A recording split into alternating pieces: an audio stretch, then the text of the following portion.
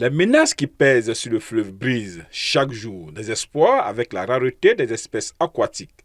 Les actions posées par les populations riveraines, notamment le rejet des déchets solides et même l'occupation anarchique des berges du fleuve, en est une illustration. Non. Sinon, le fleuve est menacé avec toutes les activités anthropiques qui se passent actuellement.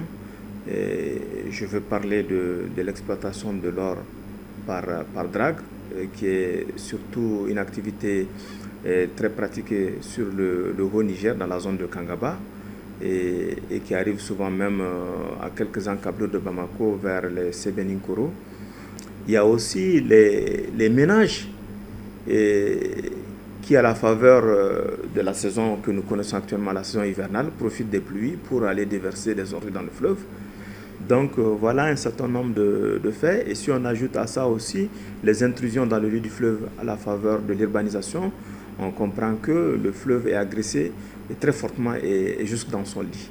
Le professeur Sidiba, maître de conférences en génie chimique et environnemental et auteur du rapport 4O, a fait l'état des lieux de la pollution du fleuve. On n'a pas besoin de faire de l'analyse pour voir que le fleuve Niger à Bamako est pollué, soutient Diatrine. Selon lui, le constat est alarmant. Cette étude a démontré que 84 collecteurs, dont 24 naturels, aménagés sur certains tronçons et 70 construits en maçonnerie de béton ou de pierre. Sur ces 94 collecteurs, les eaux de 58 finissent leurs courses dans le fleuve.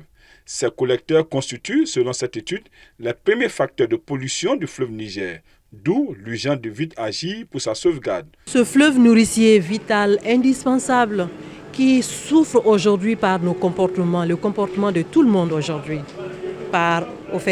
Si je parle de comportement, par le fait que pendant l'hivernage par exemple, beaucoup de ménages font sortir des déchets de tout genre, et sans oublier que ces déchets ont leur destination finale, le fleuve. Alors que ce fleuve, quand on le regarde, et en termes d'importance, il fait partie de notre principale source d'approvisionnement en eau potable. On se lave avec nos activités domestiques proviennent de l'eau du fleuve. Mais malheureusement, les conséquences sont vraiment fatales. Le fleuve Niger est une ressource extrêmement importante pour le Mali. D'aucuns disent que c'est la sève nourricière. D'autres disent que c'est, si vous voulez, l'artère principale qui nourrit l'ensemble du pays. Et ce fleuve, de par sa longueur, ce fleuve, de par sa richesse, d'abord en eau, en poissons, en ressources halieutiques de façon générale, on voit que le fleuve Niger est au cœur du développement socio-économique du Mali. Les experts de la lutte pour la promotion de ce fleuve proposent des recommandations pertinentes afin de sauver le fleuve Niger.